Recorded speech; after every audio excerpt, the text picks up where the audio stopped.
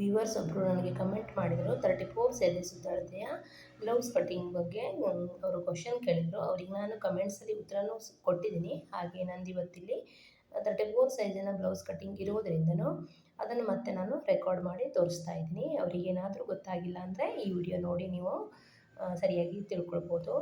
ನಾನಿಲ್ಲಿ 34 ಎದೆ ಸುತ್ತಳತೆ ಕಟ್ ಮಾಡ್ತಾ ಇರೋದ್ರಿಂದ ಇವರಿಗೆ ಬ್ಲೌಸ್ ಲೆಂತ್ ಒಂದು 14 ಇಂಚ್ ಬೇಕು, ರೆಡಿ 13 ಇಂಚು. ಹಾಗಾಗಿ ನಾನಿಲ್ಲಿ 14 ಇಂಚಿಗೆ 1 ಇಂಚ್ ಎಕ್ಸ್ಟ್ರಾ ಅನ್ನೋ ಹಾಗೆ 14 ಇಂಚಿಗೆ ಇಟ್ಕೊಳ್ತಾ ಇದ್ದೀನಿ. ನೀವು ನಿಮ್ಮ ಅಳತೆಯಲ್ಲಿ ಎಷ್ಟಿದೆಯಲ್ಲ ಅಷ್ಟನ್ನು ಇಟ್ಕೊಳ್ಬೋದು.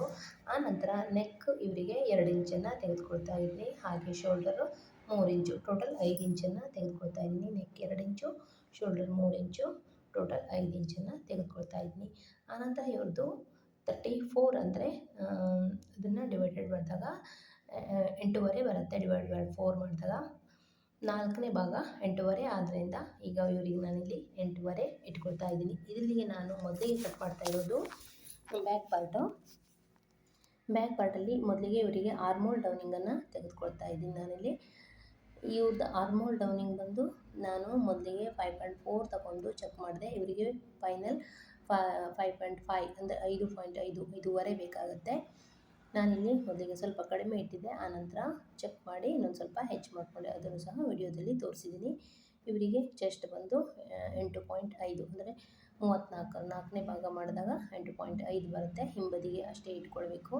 ಈ ರೀತಿ ಇಲ್ಲಿಂದ ನಿಮ್ಮ ಹತ್ರ ಕರ್ವ್ ಸ್ಕೇಲ್ ಇದ್ದರೆ ಕರ್ವ್ ಸ್ಕೇಲ್ ಸಹಾಯದಿಂದ ನೀವು ಶೇಪನ್ನು ತೆಗೆದುಕೊಳ್ಬೋದು. ಇಲ್ಲ ಅಂದರೆ ಕೈಯಲ್ಲೇ ಮಾರ್ಕನ್ನು ಸಹ ಮಾಡ್ಕೊಳ್ಬೋದು. ಇವಾಗ ಮಾರ್ಕ್ ಮಾಡಾದ ನಂತರ ನಾನು ಚೆಕ್ ಮಾಡ್ತಾ ಇದ್ದೀನಿ. ನೀವು ಯಾವುದೇ ಅಳತೆ ಬ್ಲೌಸನ್ನು ಕಟ್ ಮಾಡಿದ್ರೂ ಸಹ ಈ ರೀತಿ ಆರ್ಮೋಲ್ ರೌಂಡನ್ನು ಒಂದು ಸಲ ಚೆಕ್ ಮಾಡಿ ನೋಡಬೇಕು. ಕರೆಕ್ಟಾಗಿ ಬಂದಿದ್ದರೆ ಸರಿ, ಬಂದಿಲ್ಲ ಅಂದರೆ ನೀವು ಅಡ್ಜಸ್ಟ್ ಮಾಡಬೇಕು. ಇವಾಗ ನೋಡಿ, ನಾನು ಇಟ್ಟಿರುವಂಥದ್ದು ಸ್ವಲ್ಪ ಕಡಿಮೆ ಬರ್ತಾಯಿದೆ, 7 ಇಂಚ್ ಬರ್ತಾಯಿದೆ. ಹಾಗಾಗಿ ನಾನು ಇನ್ನೊಂದು ಸ್ವಲ್ಪ ಹೆಚ್ಚು ಮಾಡ್ಕೊಳ್ತಾ ಇದ್ದೀನಿ. ಇವರಿಗೆ 7.5 ಬೇಕು. 5.5 ಇಟ್ಟರೆ ಇವರಿಗೆ ಪರ್ಫೆಕ್ಟಾಗಿ ಬರುತ್ತೆ. ನಿನ್ನೆ ನಾನು ಅವರಿಗೆ ಕಮೆಂಟ್ಸ್ ಮಾಡಿದ್ದೆ 5.5 ಇಟ್ಟು ಚೆಕ್ ಮಾಡಿ ನೋಡಿ ಅಂತ. ಇವರಿಗೆ 5.5 ಇಟ್ಟರೆ ಕರೆಕ್ಟಾಗಿ ಬಂತು. 7.5ಗೆ 5.5 34 ಸೈಜ್ ಇದ್ದವಾಗ 34 ಸೈಜ್ ಎದೆ ಸುತ್ತಳತೆ ಇದ್ದಾಗ ಇವರಿಗೆ ಆರ್ಮ್ಹೋಲ್ ಡೌನಿಂಗ್ 5.5 ತೊಗೊಳ್ಬೇಕು. ಅಂದರೆ 5.5 ತೆಗೆದುಕೊಳ್ಬೇಕು. ಇಷ್ಟನ್ನು ಇಟ್ಟು ಈಗ ಒಂದು ಸಲ ಚೆಕ್ ಮಾಡ್ತಾ ಇದ್ದೀನಿ. ಕರೆಕ್ಟಾಗಿ ಬಂದರೆ 7.5 ಬಂದರೆ ಕರೆಕ್ಟ್ ಇದೆ ಅಂತ ಅರ್ಥ. ನೋಡಿ, ಕರೆಕ್ಟಾಗಿ ಬರ್ತಾಯಿದೆ ನನಗಿಲ್ಲಿ 7.5 ಬಂತು. ಇವಾಗ ಸರಿ, ಇಷ್ಟು ಬಂದರೆ ಕರೆಕ್ಟು. 5.5 ಇಟ್ಟಿದ್ದೀನಿ ನಾನಿಲ್ಲಿ. ಆರ್ಮ್ಹೋಲ್ ಡೌನ್ ಬಂದು 5.5.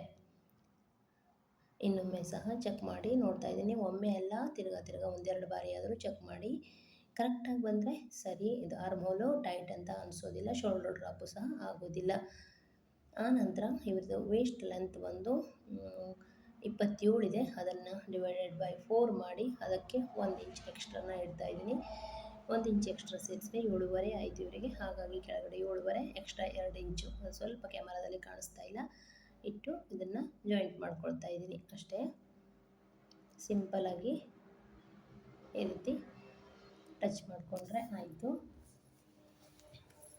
ನೀವು ಹೇಳಿದ ಎದೆ ಸುತ್ತಳತೆಗೆ ಇರೋದರಿಂದ ನಾನಿಲ್ಲಿ ಮಾರ್ಕಿಂಗ್ ಮಾಡಿಯೂ ಸಹ ತೋರಿಸಿದ್ದೀನಿ. ಇದೇ ಅಳತೆಗೆ ನೀವು ಮಾರ್ಕಿಂಗ್ ಮಾಡಿ ಕಟ್ ಮಾಡಿದ್ವಿ. ಇದು ಬ್ಯಾಕ್ ಡೀಪ್ ಬಂದು ನಾನು ಕೆಳಗಡೆಯಿಂದ ತೆಗೆದುಕೊಳ್ಳೋದು. ಇವರಿಗೆ ರೆಡಿ 3 ಇಂಚ್ ಬೇಕು. ಹಾಗಾಗಿ ನಾನಿಲ್ಲಿ 4 ಇಂಚು ಅಂದರೆ ಕೆಳಗಡೆ 1/2 ಇಂಚ್ ಹೊಲಿದೋಗುತ್ತೆ, ಇನ್ನು ಮೇಲ್ಗಡೆ 1/4 ಇಂಚ್ ಹೊಲಿದೋಗುತ್ತೆ. ಹಾಗಾಗಿ 3/4 ಇಟ್ಕೊಂಡ್ರೂ ಆಗುತ್ತೆ, 4 ಇಂಚ್ ಇಟ್ಕೊಂಡ್ರೂ ಆಗುತ್ತೆ. ಇಲ್ಲಿಂದ 2 ಇಂಚ್ ನೆಕ್ ಇರುತ್ತಲ್ಲ, ಅಲ್ಲಿಂದ ಕೆಳಗಡೆ 2.5 ತೆಗೆದುಕೊಂಡಿದ್ದೀನಿ. ಹಾಗೆ ಒಂದು ಶೇಪನ್ನು ಕೊಟ್ಕೊಳ್ತಾ ಇದ್ದೀನಿ. ಇವರು ಯಾವುದೇ ಶೇಪ್ ಅಂತ ಕೇಳಿರಲಿಲ್ಲ, ನಾನೇ ಒಂದು ಸಿಂಪಲಾಗಿ ಶೇಪ್ ಹಾಕಿ ಈ ರೀತಿ ಕಟ್ ಮಾಡ್ತಾ ಇದ್ದೀನಿ. ಇದನ್ನು ಈಗ ಕಟ್ಟಿಂಗ್ ಮಾಡಿ ತೋರಿಸ್ತಾ ಇಲ್ಲ, ಸ್ಟಿಚಿಂಗ್ ವಿಡಿಯೋದಲ್ಲಿ ಇದನ್ನು ಕಟ್ ಮಾಡಿ ತೋರಿಸ್ತೀನಿ. ಇನ್ನು ಸ್ಟಿಚಿಂಗ್ ಮಾಡುವಾಗ ಕಟ್ಟಿಂಗ್ ಎಷ್ಟು ಇಂಪಾರ್ಟೆಂಟು, ಸ್ಟಿಚಿಂಗು ಅಷ್ಟೇ ಇಂಪಾರ್ಟೆಂಟ್ ಆಗಿರುತ್ತೆ. ಕೆಲವೊಂದು ಸ್ಟಿಚಿಂಗ್ ಮಾಡುವಾಗಲೂ ನಾವು ಕರೆಕ್ಟಾಗಿ ಮಾಡಿ ಸ್ಟಿಚ್ ಮಾಡಬೇಕಾಗತ್ತೆ. ನಿಮಗೆ ಇದರದ್ದು ಸ್ಟಿಚಿಂಗ್ ವಿಡಿಯೋನೂ ಸಹ ಮಾಡಿ ಹಾಕ್ತೀನಿ, ಯಾವ್ಯಾವ ರೀತಿ ಸ್ಟಿಚ್ ಮಾಡಬೇಕು ಅನ್ನೋದನ್ನು ಸಹ. ಆಯಿತು, ಇವಾಗ ಬ್ಯಾಕ್ ಶೇಪ್ ಹಾಕಿ ಆಯಿತು. ಇವಾಗ ಕಟಿಂಗ್ ಮಾಡುವ ಇಷ್ಟೇ. ಉದ್ದ 14 ಇಂಚು, ಹಾಗೆ ನೆಕ್ 2 ಇಂಚು, ಶೋಲ್ಡರ್ 3 ಇಂಚು, ಆರ್ಮ್ಹೋಲ್ ಡೌನು 5.5 ಅಂದರೆ 5.5 ಇಟ್ಕೊಂಡು ಈ ರೀತಿ ಶೇಪ್ ಹಾಕಿ ಕಟ್ ಮಾಡಿದರೆ ಆಯಿತು. ಇವಾಗ ಫ್ರಂಟ್ ಪಾರ್ಟು ನಾನು ಫ್ರಂಟ್ ಬೇರೆ ಬ್ಯಾಕ್ ಬೇರೆ ಕಟ್ ಮಾಡ್ತೀನಿ. ಈಗ ಫ್ರಂಟ್ ಓಪನ್ ಸೈಡ್ ಇದೆಯಲ್ಲ ಅದು ನಮ್ಮ ಸೈಡ್ ಇಟ್ಕೊಳ್ಬೇಕಾಗತ್ತೆ ಫ್ರಂಟ್ ಪಾರ್ಟ್ ಕಟ್ ಮಾಡಲಿಕ್ಕೋಸ್ಕರ. ಹಾಗೆ ಇಲ್ಲೊಂದು ಹಾಫ್ ಇಂಚು ಈ ರೀತಿ ಹುಕ್ಸ್ ಪಟ್ಟಿ ಮತ್ತು ಬಟನ್ ಪಟ್ಟಿಗೋಸ್ಕರ ಈ ರೀತಿ ಬಿಟ್ಕೊಂಡು ಬಿಡಬೇಕು. ಆನಂತರ ಇಲ್ಲಿ 2.2 ಇಟ್ಕೊಂಡಿದ್ದೀನಿ ಬ್ಯಾಕ್ಗಿಂತ ಫ್ರಂಟಲ್ಲಿ. ಫ್ರಂಟ್ ನೆಕ್ಕನ್ನು 2.2 ಒಂದೆರಡು ಪಾಯಿಂಟ್ ಹೆಚ್ಚಿಟ್ಕೊಂಡಿದ್ದೀನಿ. ಯಾಕೆ ಫ್ರಂಟಲ್ಲಿ ಚೆಸ್ಟೆಲ್ಲ ಇರೋದರಿಂದ ಟೈಟ್ ಅಂತ ಬರುತ್ತೆ, ಅದಕ್ಕೋಸ್ಕರ ನೆಕ್ಕನ್ನು ಹೆಚ್ಚು ಮಾಡ್ಕೊಳ್ಬೇಕು. ಆನಂತರ ಚೆಸ್ಟ್ ಲೂಸು ಸಹ ನಾವು ಹಿಂದ್ಗಡೆ 8.5 ಇಟ್ಟಿದ್ದೀವಿ, ಆದರೆ ಮುಂದ್ಗಡೆ 9 ಇಡಬೇಕು. ಯಾಕಂದರೆ ಮುಂದ್ಗಡೆ ಫ್ರಂಟಲ್ಲಿ ಒಂದು ಇದು ಬರುತ್ತಲ್ಲ ಕಂಕಳ ಹತ್ರ ಟಕ್ಸು, ಅದಕ್ಕೋಸ್ಕರ ಹಾಫ್ ಇಂಚು ಬಿಟ್ಕೊಳ್ಬೇಕಾಗತ್ತೆ. ಆನಂತರ ನೋಡಿ ಇದು ಫ್ರಂಟ್ ಲೆಂತ್ ಒಂದು 15 ಇಂಚು, ಹಾಗೆ ಇದನ್ನು ಸೇರಿಸ್ಕೊಳ್ತಾ ಇದ್ದೀನಿ. ಆನಂತರ ಇಲ್ಲಿ ಆರ್ಮೋಲ್ ಶೇಪ್ ತೆಗೆಯುವಲ್ಲಿ ಬ್ಯಾಕಲ್ಲಿ ನಾನು 1 ಇಂಚಿಗೆ ಇಟ್ಟಿದ್ದೀನಿ, ಹಾಗಾಗಿ ಫ್ರಂಟಲ್ಲಿ ನಾನು ಹಾಫ್ ಇಂಚಿಗೆ ಇಡ್ತಾ ಇದ್ದೀನಿ. ಈ ರೀತಿ ಒಂದು ಶೇಪ್ ತೆಗೆದ್ರೆ ಆಯಿತು. ಇವಾಗ ಫ್ರಂಟ್ ಶೇಪು ರೆಡಿ. ಈ ರೀತಿ ಒಳಗಡೆ ತಗೊಂಡೇ ಶೇಪನ್ನು ತೆಗಿಬೇಕು, ಸ್ವಲ್ಪ ಒಳಗಡೆ ಹಂಗೆ ತೆಗೆದುಕೊಳ್ಬೇಕು. ಆನಂತರ ಇವರಿಗೆ ಬ್ರಸ್ಟ್ ಪಾಯಿಂಟ್ ಎಷ್ಟಿದೆ ಅಂತ ಚೆಕ್ ಮಾಡ್ಕೊಬೇಕು. ಇವ್ರದ್ದು ಫ್ರಂಟ್ ಡೀಪ್ ಎಷ್ಟಿದೆ ಅಂತ ಚೆಕ್ ಮಾಡಿಕೊಂಡೆ. ಮೊದಲಿಗೆ ಫ್ರಂಟ್ ಡೀಪ್ ಇವರಿಗೆ 7 ಇಂಚಸ್, ಹಾಗಾಗಿ 7 ಇಂಚಸನ್ನು ಕೊಡ್ತಾ ಇದ್ದೀನಿ. ನೀವು ಎಷ್ಟು ಬೇಕೋ ನೋಡಿ ಅಷ್ಟು ಇಟ್ಕೊಳ್ಬೋದು, 7 ಅಥವಾ 6.5 ಎಷ್ಟಾದರೂ ಇಟ್ಕೊಳ್ಬೋದು. ಈ ರೀತಿ ಒಂದು ರೌಂಡ್ ಶೇಪನ್ನು ಹಾಕಿದೆ. ಆನಂತರ ಬಸ್ಟ್ ಪಾಯಿಂಟ್ ಇವರಿಗೆ ನೀವು ಬಸ್ಟ್ ಪಾಯಿಂಟನ್ನು ಚೆಕ್ ಮಾಡ್ಕೊಳ್ಬೇಕಾಗತ್ತೆ. 9 ಇಂಚಿಗೆ ಅಲ್ಲಿಂದ ಕೆಳಗಡೆ 3 ಇಂಚಿ ತಗೊಂಡು ಈ ರೀತಿ ಒಂದು ಅಡ್ಡಲಾಗಿ ಲೈನನ್ನು ಹಾಕ್ಕೊಂಡೆ. ಆನಂತರ ಇಲ್ಲಿಂದ 3 ಇಂಚು, ಮಧ್ಯದಲ್ಲಿ 2 ಇಂಚು ಗ್ಯಾಪ್ ಬಿಡಬೇಕು ಟಕ್ಸಿಗೋಸ್ಕರ. ಅಂದರೆ ಇಲ್ಲಿಂದ ನೋಡಿ ಹೀಗೆ ಕೆಳಗಡೆಯಿಂದ ಮೇಲಕ್ಕೆ 3 ಇಂಚು, ಆನಂತರ ಈ ಕಡೆಯಿಂದ 2.5 ಇಂಚು ಇದು ಈ ರೀತಿ ಕ್ರಾಸಾಗಿ ಸೇರಿಸ್ಕೊಳ್ಬೇಕು. ಇದನ್ನು ಕ್ರಾಸ್ ಬೆಲ್ಟಿಗೋಸ್ಕರ ಈ ರೀತಿ ಕಟ್ ಮಾಡಿ ಹಾಕೋದು. ಇವಾಗ ಕ್ರಾಸ್ ಬೆಲ್ಟನ್ನು ನಾನು ಇಲ್ಲಿ ತೆಗಿತಾ ಇಲ್ಲ, ಸಪ್ರೇಟ್ ತೆಗಿತೀನಿ ನೋಡಿ. ಈ ರೀತಿ ಮಾಡಬೇಕು ಕೆಳಗಡೆ. ಆಯಿತು, ಇಷ್ಟೇ. ಇಲ್ಲಿಂದ 2 ಇಂಚ್ ಗ್ಯಾಪ್ ಇರೋಂಗೆ ನೋಡಿಕೊಂಡು ಟಕ್ಸ್ ಪಾಯಿಂಟನ್ನು ಮಾರ್ಕಿಂಗ್ ಮಾಡಬೇಕು. ಈ ರೀತಿ ಟಕ್ಸ್ ಪಾಯಿಂಟನ್ನು ಮಾರ್ಕಿಂಗ್ ಮಾಡಿದ್ರೆ ಮುಗೀತು. ಇದು ಫ್ರಂಟ್ ಶೇಪ್ ಇಷ್ಟೇ. ಇಲ್ಲಿಂದ ನೋಡಿ